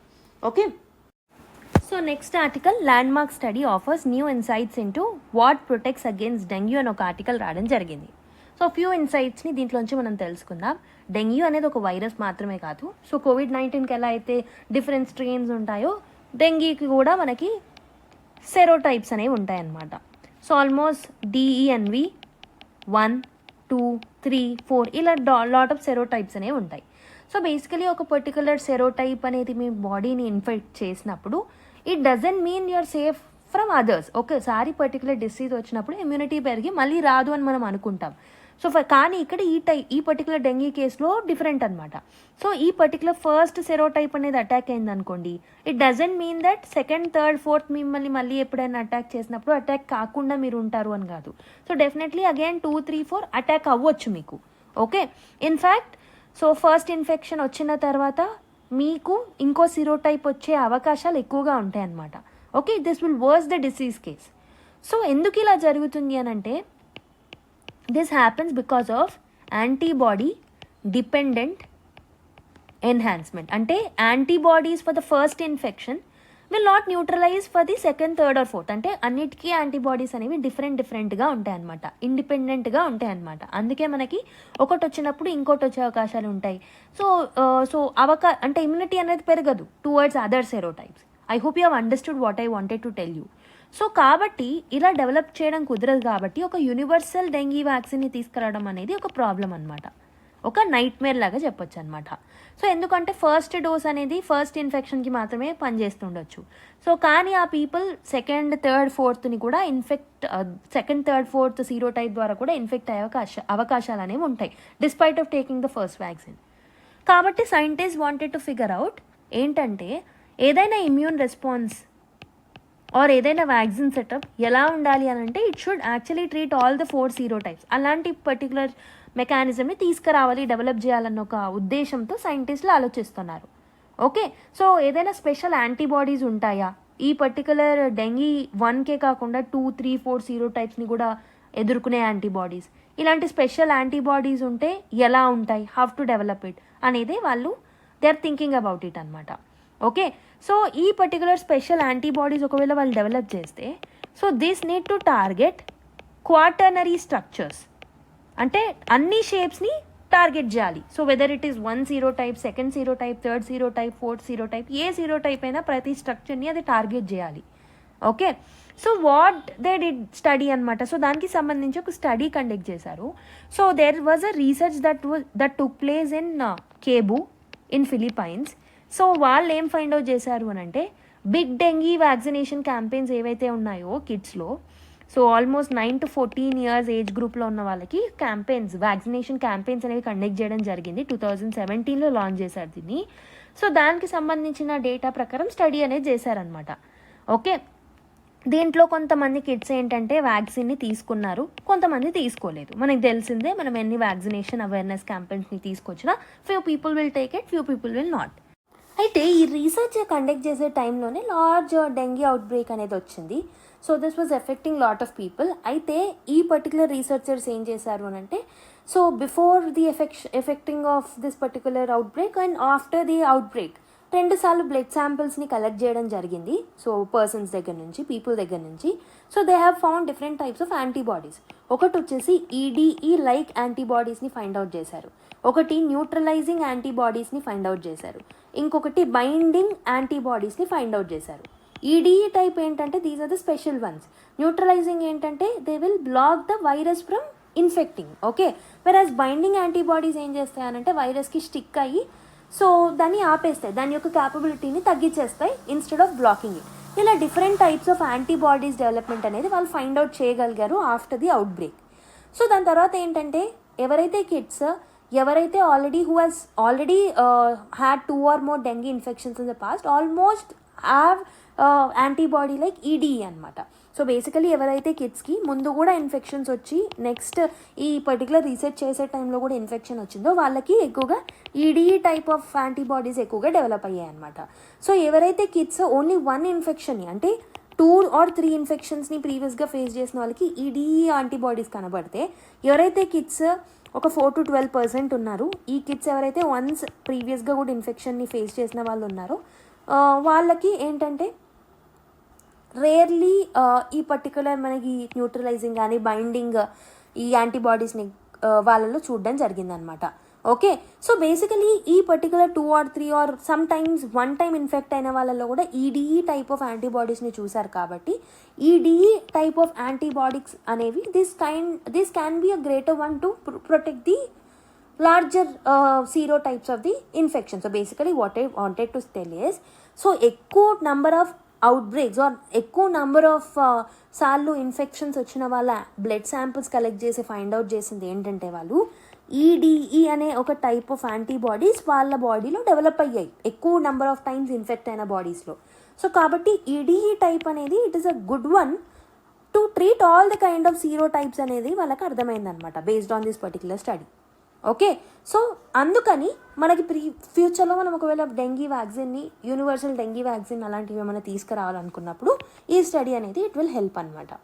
Okay, this EDE type of antibodies ఏవైతే ఉన్నాయో these are a mark of true and broad dengue protection. Okay, so ఈ antibodies ఏంటంటే ఇన్ఫెక్షన్ని stop చేయడం మాత్రమే కాదు, so illness అనేది ఇంకా సివియర్గా మారకుండా కూడా హెల్ప్ చేసాయి అనమాట.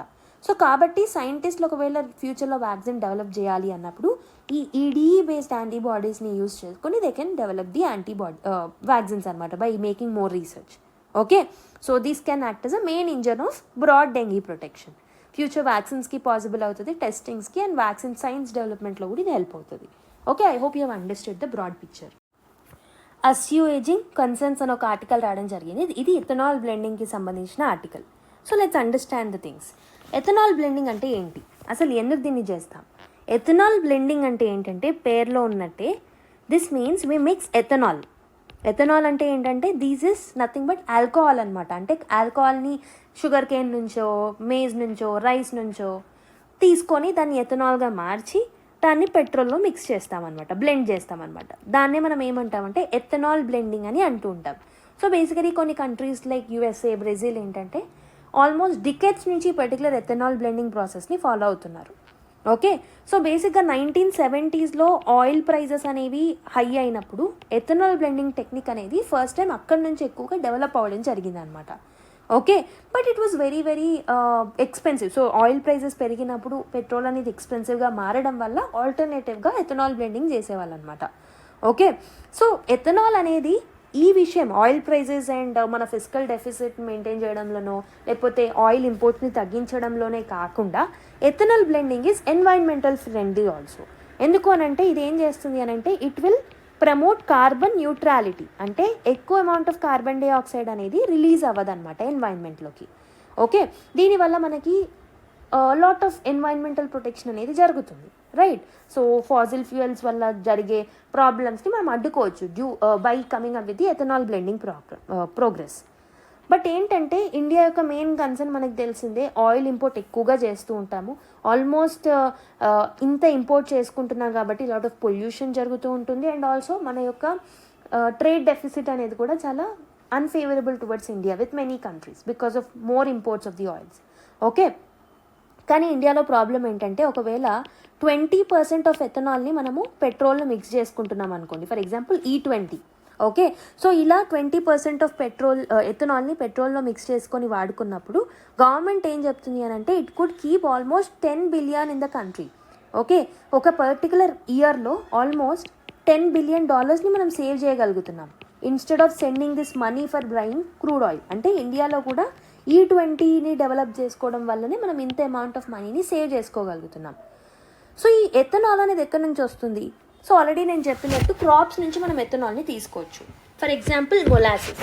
సో షుగర్ ప్రొడక్షన్లో మొలాసిస్ వస్తుంది కదా, ఆ మొలాసిస్ అనేది డెఫినెట్లీ షుగర్ మేకింగ్లో హెల్ప్ఫుల్ అవ్వదు కాబట్టి ఈ బై ప్రోడక్ట్తో మనము ఎథనాల్ని ప్రొడ్యూస్ చేయొచ్చు. అండ్ బ్రోకెన్ రైస్ నుంచి మనం తయారు చేయొచ్చు. రైస్ అనేది డ్యామేజ్ అయిన తర్వాత దాన్ని మనం we cannot sold it for eating కాబట్టి we can use it as a storage and then make an ethanol from it. Maize అంటే కార్న్ డెరివేటివ్స్ నుంచి కూడా మనం దీన్ని తయారు చేయొచ్చు. ఓకే, సో బట్ ఇక్కడ ఏంటంటే మన ఫుడ్ సెక్యూరిటీ అనేది సేఫ్ ఉండేలాగా మనం చూసుకుంటున్నాం. ఎందుకు అనంటే ఏవైతే ఏరియాస్ మనకి అవసరం లేదో వాటిని మాత్రమే మనం యూజ్ చేసుకొని ఎథనాల్ ప్రొడ్యూస్ చేస్తున్నాం. ఓకే, సో గవర్నమెంట్ కూడా ఎందుకే ఏం బిలీవ్ చేస్తుంది అనంటే ఈ సోర్సెస్ అనేవి definitely it will reduce worries, ఎందుకంటే ఫుడ్ క్రాప్స్ని యూజ్ చేసుకుంటున్నాము అనే బ్లేమ్ లేకుండా ఉంటుందన్నమాట. సో వాటిని కూడా ఏవైతే మనకి పనికి రావని మనం పక్కన పెట్టేస్తున్నామో దాన్ని కూడా మనం ఒక మంచి పర్పస్ కోసం యూజ్ చేసుకుంటున్నాం. So by putting food security in the safe level. Okay, but problem ఏంటంటే ఇప్పుడు ఎథనాల్ ఇండస్ట్రీ అనేది ఇట్ ఇస్ స్మాల్, బట్ రేపొద్దున ఎథనాల్ ఇండస్ట్రీ అనేది లార్జ్గా పవర్ఫుల్గా మారిందనుకోండి, this may lead to a food insecurity and food shortages issues. Okay, so అప్పుడు ఏమవుతుంది, పొలిటికల్గా ఇది డిఫికల్ట్ అయ్యే అవకాశాలు ఉంటాయి, ఎకనామికల్గా డిఫికల్ట్ అయ్యే అవకాశాలు ఉంటాయి to stop the ethanol production. So ఎందుకంటే food security is very very important than the ethanol blending for us.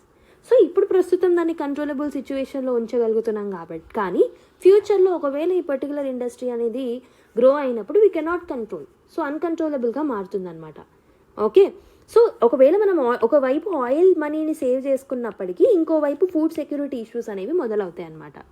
Okay, ఈ సేవింగ్స్ అన్ని మళ్ళీ ఫుడ్ ఇంపోర్ట్స్ మీద ఖర్చు పెట్టాల్సి వస్తుంది. సో ఎథనాల్ వల్ల వచ్చే కొన్ని టెక్నికల్ ఇష్యూస్ ఏంటంటే ఎఫిషియన్సీ పెనాలిటీ, అంటే ఎఫిషియన్సీ ఇష్యూస్ అనేవి వస్తాయి. సో బేసికలీ నార్మల్ టోటల్గా పెట్రోల్ యూజ్ చేసుకున్నప్పుడు ఉన్నంత ఎఫిషియన్సీ మనకి మైలేజ్ కానీ ఏదైనా సో ఎఫిషియెంట్గా ఉండదు if you're using blended one. Okay, ethanol బ్లెండింగ్ని యూజ్ చేసినప్పుడు E20ని యూజ్ చేసినప్పుడు అంత ఎఫిషియన్సీ అనేది ఉండదు. అండ్ ఆల్సో ఎథనాల్ అనేది this will lead to corrosion of rubber plastic దాన్ని డ్యామేజ్ చేసే అవకాశాలు ఉంటాయి, మెటల్ పార్ట్స్ని కూడా డ్యామేజ్ చేసే అవకాశాలు ఉంటాయి. ఓకే, సో కానీ ఒకవేళ కార్స్ కానీ మిగతావి కానీ ప్రాపర్గా డిజైన్ చేసామనుకోండి ఎథనాల్ ఫ్రెండ్లీ వేలో, ఈ ఇష్యూస్ని మనం మేనేజ్ చేసేసుకోవచ్చు. ఓకే, సో వెహికల్ కంపాటబిలిటీ అనేది ప్రాబ్లం. ప్రస్తుతం వెహికల్స్ని కంపాటబుల్గా ఎథనాల్ ఫ్రెండ్లీగా మార్చాలి. Okay, vehicles made after certain standards are already prepared for some ethanol blending. So basically ethanol బ్లెండింగ్ని ప్రమోట్ చేసిన తర్వాత ప్రొడ్యూస్ చేసిన వెహికల్స్ ఆల్మోస్ట్ ఈ పర్టికులర్ ఈ కంపాటబిలిటీ ఇష్యూస్ని సాల్వ్ చేసుకోగలిగాయి.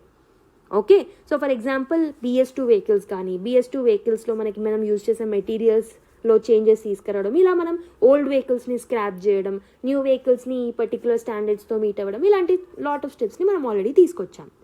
ప్రాబ్లం ఏంటంటే ఇప్పుడు ప్రస్తుతం ఇండియాలో ఇథనాల్ బ్లెండింగ్కి సంబంధించిన ప్రాబ్లం ఏంటంటే కన్స్యూమర్ చాయిస్కి రెస్ట్రిక్షన్స్ అనేవి కలుగుతున్నాయి. ఒకవేళ ఫ్యూయల్ అనేది E20 అయితే డెఫినెట్గా మీరు కొనుక్కోవాల్సి వస్తుంది. ఇది మీకు కార్లో అయినా మిగతా వాటిలలో అయినా మీరు కొనుక్కోవాల్సి వస్తుంది, even though if you are not ready. అంటే చాయిస్ ఆఫ్ కన్స్యూమర్స్కి మనము ఒక పర్టికులర్ కన్సర్న్గా మనం తీసుకోవట్లేదు, that is a problem.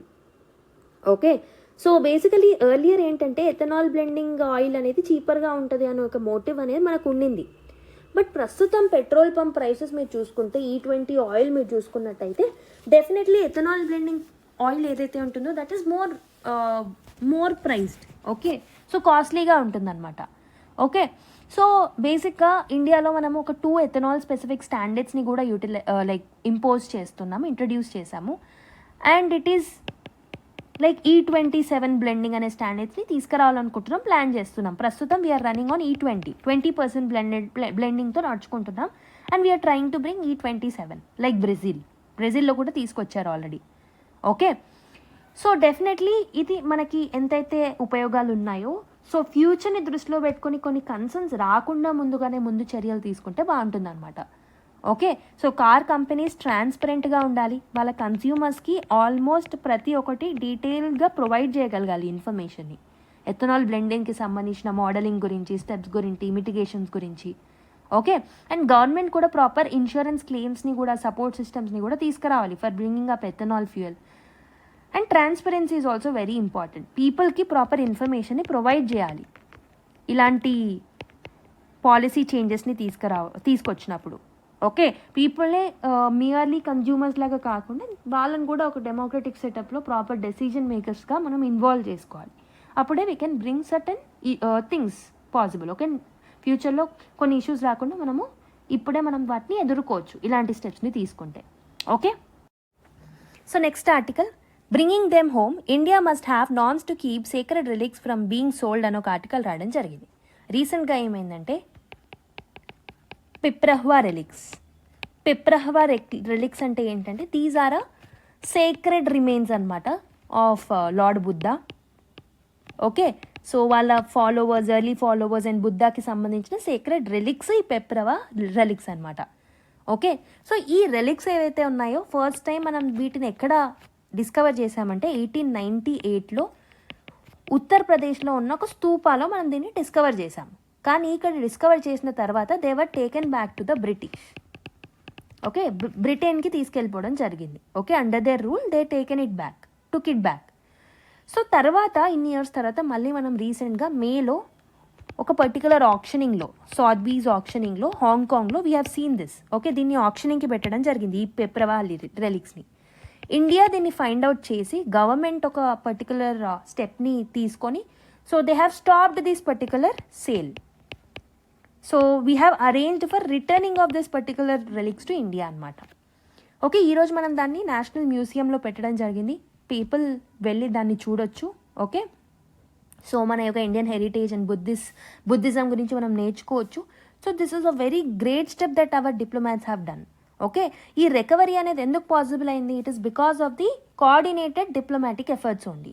Okay, several ministries, Indian embassies abroad, private players వాళ్ళందరూ they have worked together to bring back this relics to India. So important part was made by Godrej industries group అనమాట. Okay, so these people have negotiated with this సాత్బీ. So వాళ్ళు negotiate చేయడం వల్లనే మనకి Piprahwa relics అనేవి we were able to bring back. Okay, so ఈ particular private public partnership ఏదైతే ఉంటుందో this was not only helping us to bring back the relics home but also ఒక positive ఎగ్జాంపుల్గా ఫ్యూచర్ రికవరీస్కి ఒక పాజిటివ్ ఎగ్జాంపుల్ని సెట్ చేశాయి అనమాట. Private funding and state authority అనేది it can help hand in hand అనే ఒక ఎగ్జాంపుల్ కోసం మనం దీన్ని రాయొచ్చు. మెయిన్స్లో సబ్స్టాన్షియేట్ చేయడానికి కూడా మనకి ఈ ఎగ్జాంపుల్ అనేది హెల్ప్ఫుల్ అవుతుంది. ఓకే, అండ్ ఈ పర్టికులర్ ఈవెంట్ ఏదైతే ఉందో, ఈ పర్టికులర్ ఇన్సిడెంట్ ఏదైతే ఉంటుందో it has received the global attention also. కానీ ఒక వీక్నెస్ కూడా హైలైట్ అవుతుంది. ఈ పర్టికులర్ రిలిక్స్ ఐడెంటిఫై చేయడం, మనం తెచ్చుకోవడం, దీంట్లో ఒక వీక్నెస్ని కూడా మనము, ఒక సీరియస్ వీక్నెస్ని కూడా మనము షోకేస్ చేయొచ్చు. సో ప్రస్తుతం ఇండియాలో we're currently managing and protecting our cultural treasures. Okay, so ఈ రిలిక్స్కి లాట్ ఆఫ్ ఓనర్షిప్ హిస్టరీ అనేది ఉంటుంది కలోనియల్ టైమ్స్ నుంచి. ఓకే, కాబట్టే లీగల్ క్లెయిమ్స్ అనేవి ఈ పర్టికులర్ హిస్టరీ ఓనర్షిప్ వల్ల ఈ లీగల్ క్లెయిమ్స్ అనేవి చాలా చాలా కష్టంగా మారుతున్నాయి. ఎందుకంటే హండ్రెడ్స్ ఆఫ్ ఇయర్స్ అయిపోయింది after the colonial rule. Okay, so India action ఏంటంటే ఈ పర్టికులర్ కేసులో it's a reactive approach. So Piprahwa relics అనేవి మిస్ అయ్యాయని తెలిసినప్పుడే మనం ఏం చేయాలి? We have to bring the proactive steps. At least after the independence we have to take proactive steps. So వాళ్ళు ఆప్షనింగ్కి పెట్టినప్పుడు తప్పితే ముందుగా మనకు తెలియలేదు. So this is a reactive approach. Okay, so lot of delays అనేవి మనం చూసినట్టే ఇక్కడ.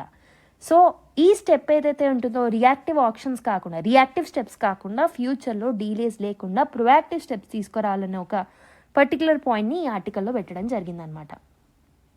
Okay, I hope you have understood.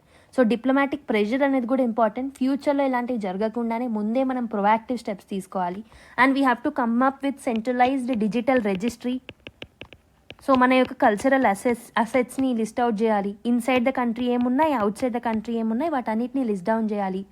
Okay, and ఈ పర్టికులర్ రిజిస్ట్రీ అండ్ ఇన్వెంటరీ మనం ఏదైతే తీసుకొస్తామో దాన్ని మనం ఇంటర్నేషనల్ కస్టమ్ సిస్టమ్స్తో మనము లింక్ చేయాలి. సో దట్ ఇలాంటి ఆప్షనింగ్ అనేది జరగకుండా ఉంటుంది ఫ్యూచర్లో. Okay, and what we have to do is we have to come up with more such public private partnerships. అయితే ఇంకెవరైనా ఫిలాంథ్రఫిస్ట్లు ఎవరైనా ఉన్నా, ఆల్ట్రూయిజంని ప్రమోట్ చేసే వాళ్ళు ఉన్నా, వాళ్ళందరికీ మనం ప్రాపర్ సపోర్ట్ అనేది ఇవ్వాలన్నమాట for recovering of these particular things. మన కన్జర్వేషన్ వర్క్స్ని మనం ఎన్హాన్స్ చేసుకోవాలి. Okay, I hope you understand. So now let's look at the last article. August 8th రోజు ఏమైంది అని అంటే supreme court has agreed to hear an appeal. So ఎవరి నుంచి అపీల్ని హియర్ చేయాలని ఒప్పుకుంది అని అంటే ఆల్ఫాబెట్ అనే కంపెనీతో. ఆల్ఫాబెట్ ఈజ్ గూగుల్ యొక్క పేరెంట్ కంపెనీ అనమాట. సో బేసికలీ గూగుల్ ఎందుకు ఇక్కడికి వెళ్ళింది, అసలు దీని యొక్క బ్యాక్గ్రౌండ్ ఏంటి అనేది ఫస్ట్ చూద్దాం, దాని తర్వాత మీకు ఈ కేసు అనేది అర్థమవుతుంది. So competition commission of India అనే ఒక బాడీ ఉంటుంది. ఈ బాడీ ఏం చేసింది అని అంటే this particular body started investigating against certain claims which were made against the Google. ఎవరు ఆ క్లెయిమ్స్ని వేశారు? సో CCI అనేది it has received few complaints from developers అనమాట. ఓకే, టెక్ డెవలపర్స్ ఎవరైతే ఉంటారో వాళ్ళ నుంచి, and also some industry groups నుంచి కూడా కొన్ని కంప్లైంట్స్ని రిసీవ్ చేసింది. సో వీళ్ళు ఏమంటున్నారనంటే గూగుల్ అనేది it was using it's control over the Android systems. Okay, for example Google యొక్క play billing system. So basically ఈ డెవలపర్స్ కానీ ఈ టెక్ గ్రూప్స్ ఎవరైతే ఉన్నారో వాళ్ళు ఏదైనా ప్లే స్టోర్లో ఇన్ యాప్ పర్చేస్ చేయాలి అనుకున్నప్పుడు పర్చేస్ చేసే టైంలో మనీని గూగుల్ ఏం చేస్తుంది అని అంటే it is putting restrictions on that particular companies by telling that మీరు ఖచ్చితంగా గూగుల్ ప్లే బిల్లింగ్ సిస్టమ్స్ని మాత్రమే వాడుకోవాలి. సో అలా వాడుకున్నప్పుడు అఫోర్డబుల్గా ఉంటుందంటే ఉండట్లేదు. ఆల్మోస్ట్ గూగుల్ ఇలా పే చేసినప్పుడల్లా 15 to 30% కమిషన్ తింటుందన్నమాట మధ్యలో. అండ్ ఆల్సో ఈ పర్టికులర్ ప్రొవిజన్ ఏదైతే ఉంటుందో యూట్యూబ్ యొక్క కంపెనీస్ లైక్ యూట్యూబ్ లాంటివి ఏవైతే ఉంటాయో వాటిని ఎగ్జామ్ చేస్తుంది అనమాట ఈ పర్టికులర్ ప్రొవిజన్ నుంచి. అంటే ఇక్కడ అన్ఫేర్ అడ్వాంటేజ్ అనేది గూగుల్కి ఉంటుంది. సెకండ్ థింగ్ ఏంటంటే బండ్లింగ్ గూగుల్ యాప్స్. అంటే ఏంటి, బేసిక్గా మీరు ఒక ఆండ్రాయిడ్ ఫోన్ కొనుక్కున్నప్పుడు సో ఒక పర్టికులర్ ఆండ్రాయిడ్ మొబైల్లో ప్లే స్టోర్ ఉండాలి అని అంటే ప్లే స్టోర్తో పాటు pre installed applications like Google apps like search engine, chrome, YouTube ఇవన్నీ ప్రీ ఇన్స్టాల్డ్ అయి ఉంటాయి. సో ఇవన్నీ ప్రీ ఇన్స్టాల్డ్ ఉండాలి అనేది కూడా గూగుల్ యొక్క important feature or important restriction అని చెప్పొచ్చు అనమాట on the Android companies. So CCI అనేది ఈ పర్టికులర్ క్లెయిమ్స్ ఏవైతే ఈ కంప్లైంట్స్ రిసీవ్ అయిందో వాటి మీద ఇన్వెస్టిగేషన్స్ మొదలు పెట్టడం జరిగింది 2020 నుంచి.